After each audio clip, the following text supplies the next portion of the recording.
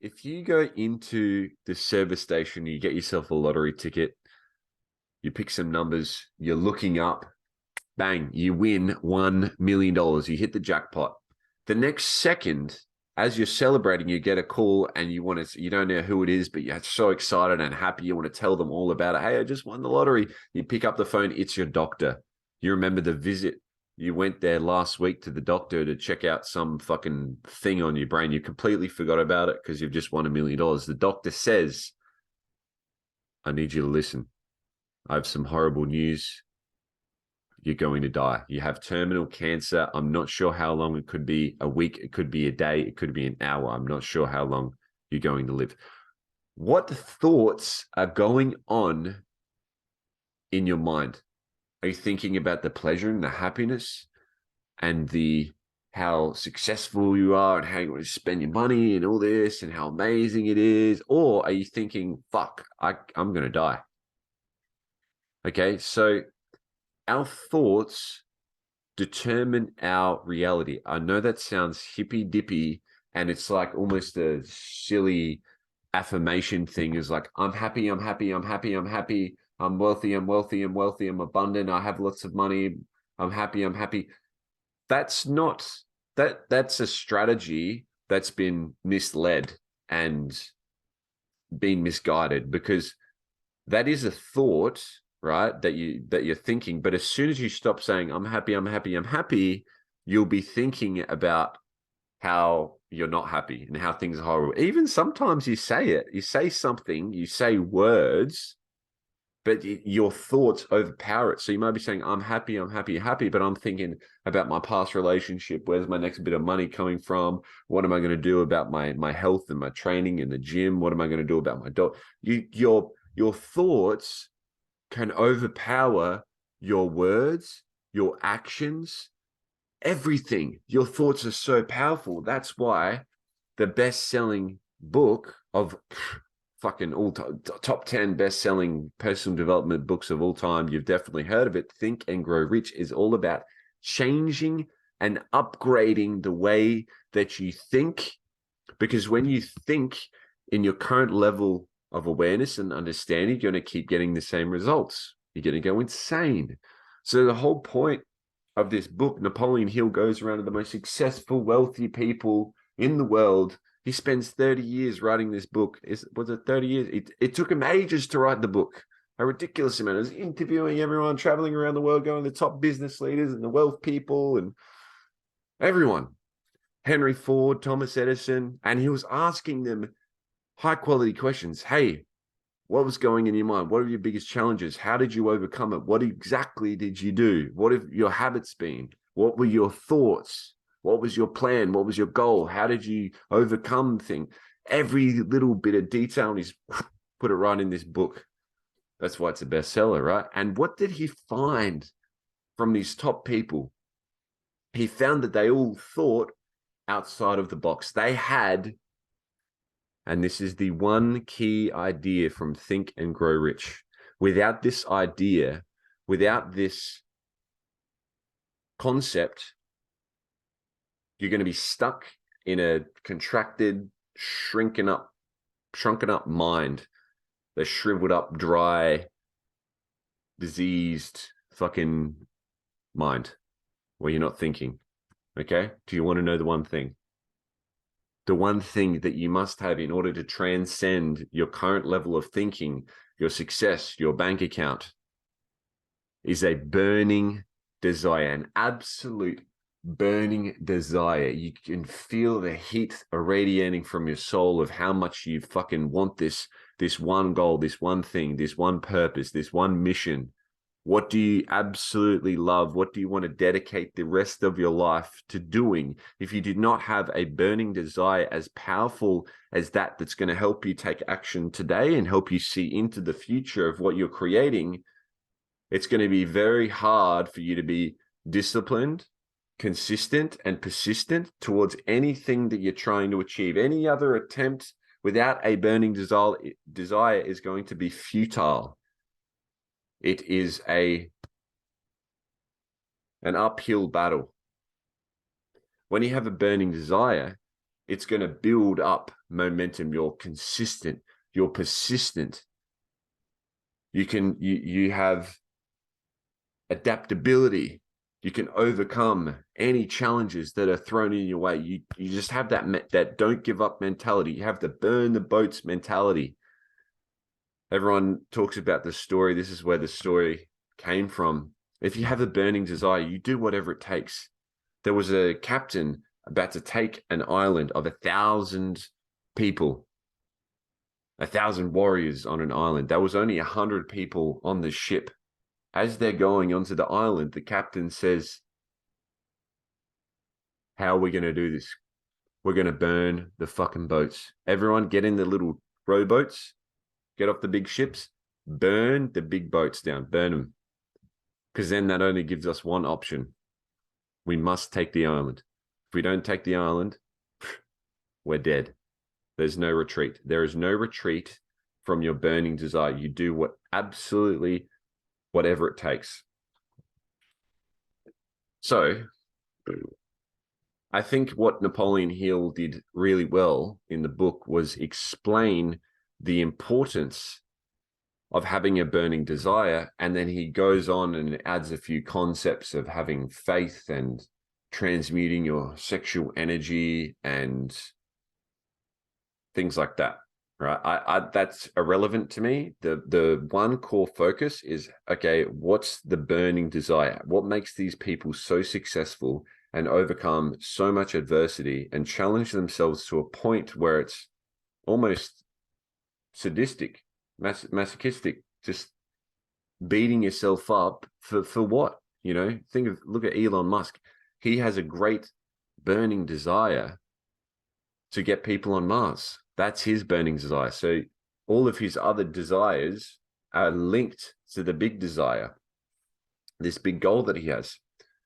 Once you have your burning desire, which he doesn't really talk about how to get it, I think he talks a lot about if you're feeling like a failure, if you're very fearful and sensitive to emotion, then it's going to be very difficult. So figure out what your fears are, and usually your fears are linked to your burning desire. My burning desire is to expand my knowledge and expand human consciousness and intelligence throughout the galaxy.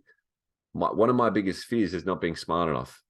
I want to have an incredible body and fitness and vitality and beauty. But what's a fear of mine? I'm not good looking enough. I'm not fit enough. I'm not fast enough. I'm not as high a level of fitness that I want to be.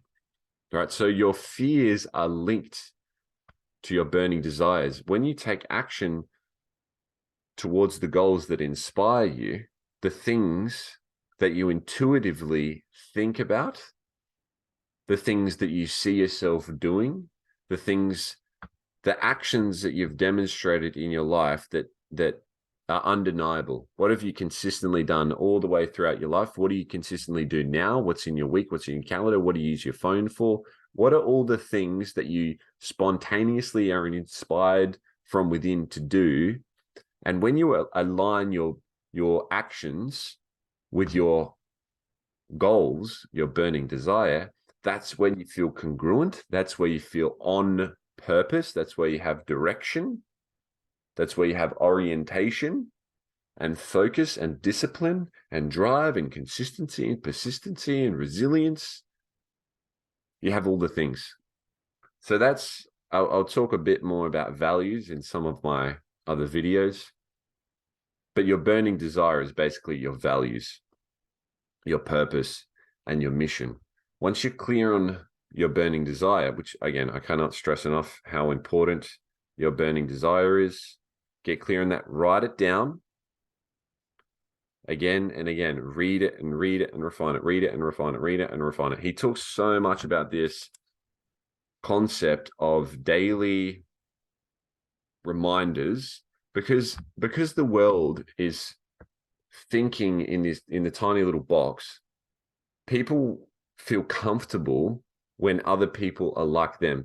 If someone sees someone else thinking outside the box and going after these big crazy goals, it's natural for people who want to go, hey, well, calm down a bit, just settle down, relax. What do you get? Why are you going so crazy? You don't need to do that. That's not possible. They give you all this bullshit and they try to bring you down. So in a world where people are living from their lower minds and they just want to be fucking governed by the government, they don't want to govern themselves. They want to just decision offload. Hey, you make the decisions for me. I'm going to be a little child. I'm not going to develop my prefrontal cortex where I can transcend all of these moralities and bullshit that people project onto me, and I can be my own individual self. People aren't doing that. So by writing down your big goals, by giving it a date by when, Parkinson's law, the amount of time you plan in to do something is the amount of time it takes to do something. If you set a date for it and you have a burning desire and you believe in yourself and you constantly reaffirm it to yourself every morning, every night, you read it out, you write it, you're constantly refining it, you're delegating lower priority things that aren't high on your value list to other people so that you can manage it. You're constantly planning out and tweaking each little step. You're breaking things down. You're taking massive daily actions. You're filling your day with your highest priority actions. You're not putting other people above you. You're putting yourself first and serving others. Okay. So just because you're not putting others first doesn't mean you're putting others below you or you're putting yourself above them. It means you're playing at a level field where you're serving from your heart in fair exchange. So you give them something, they give you something back. That's another thing Napoleon Hill says is you cannot give something for nothing and you cannot receive nothing. You cannot receive something for nothing. Okay. So there's a whole fair exchange thing is when we're living from a higher mind, we're focused on our burning desire. If Elon Musk went to a rocket ship company and he said, hey, give me some rocket fuel for $1 million, and they said, we're only going to give you half. That's not fair. Okay, that's not fair to Elon. That's not fair to all the employees. That's not fair to all the people eventually that are going to move to Mars. It's the same thing. I go to a homeless man. I give a homeless man a piece of bread for nothing, right? I could go and ask him, hey, can you tell me a bit about what's going on? How did you get in this, if you don't mind? I'd like to buy you some food, but I want to help you. Can I hear about what's going on? That's an exchange. He is giving me an insight into his life. So I'm not just going to give him I'm just going to throw some money at him and be like, oh, I'm a nice person. I've given to charity. But you're getting an equal and fair exchange where you're going to communicate with him or her or she or them or they. And not only are they acknowledging the exchange that's going on, they're grateful for it. They don't feel like they've taken advantage of you unconsciously or consciously, and they get help on a deeper level, right? So it actually adds to the exchange when it's fair because it creates an equal playing field where both parties don't feel guilt or resentment and they can keep pursuing on and on and on. So delegating your task that you don't want to do, I said this in my last video, if you need to clean the house and it costs $20 an hour for a cleaner, but you can make $100 an hour on your own, you're better off working for an hour and paying a cleaner to come in and clean it. It sounds so simple because it is. But people don't want to do it because they're stuck in the box. You have a cleaner. Wouldn't that be nice? Well, you have, and people are spending money on bullshit because they're so unfulfilled. They spend all their money on bullshit. They don't have enough money to delegate things that, like the cleaning, like the cooking, like the mowing the lawn, like the fucking whatever, training the dog, walking the dog, going to the gym, getting a trainer, they project onto you. So in a world where many people are unclear on their burning desire, people bring you down, not because they dislike you, but because they dislike themselves. And they think that if they try and bring you down and get you to think in their box, that's going to make them feel better. But we are here to help others by being ourselves and expanding the way we think so that we can inspire others and show others, hey, here's how amazing it is when you actually prioritize yourself and live your values and you're focused on a mission and you have a clear goal and you write it down and you refine it and you read it to yourself in the morning, at night, you work on it constantly, you're figuring out what are the possible obstacles, you have a clear date, you break it down into small little bites, you get the help of other people, you're thinking outside the box, you don't take no for an answer. You just keep going and going and going. You don't give up. And you will only have that if it's a true burning desire from your soul. If you're doing it for money, not going to work. If you're doing it for girls or guys, not going to work. If you're doing it for a hot body, not going to work. You got to do it for something that's truly meaningful and inspiring to you, which are your values, which your burning desire. So let me finish with this quote here about success and failure. Success requires no apologies. Failure permits no alibis. Okay, so when you feel you are successful, you don't need to, when people come up to you, oh wow, you're so successful, you're not giving this person enough, you're not doing that, there's always going to be criticism. So you don't need to be sorry for doing what you love. You go, okay, thank you for bringing that to my awareness. And you don't need to feel bad for providing more value than others, because the people that provide more value are out in the open more. They're more vulnerable to criticism and feedback and failure. That's when you are pursuing your burning desire, you have more courage to put yourself out there, which you're more in the limelight. You're going to get more criticism. You don't need to apologize. You can say, thank you for bringing that to my awareness. I'll work on that. I'll put that down. I'll work on it. Thank you for helping me. Failure permits no alibis. Just because you failed doesn't mean you can start coming up with excuses. Our mind's really good at that.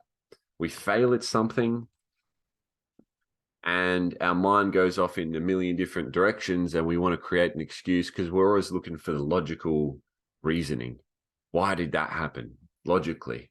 Why did this happen? And it's a trap.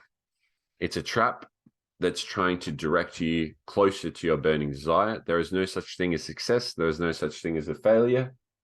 When you're successful, when you feel successful, you depurpose yourself. So you self-sabotage and you bring yourself down so that you can keep driving, because you get lazy and complacent and you stop thinking and you get arrogant, you get proud. When you feel like a failure, it's a repurposing. Do you ever feel like you're a failure down in the dumps and then you just took that action like, no, that's it, it's time to change? Bang, it's a repurposing.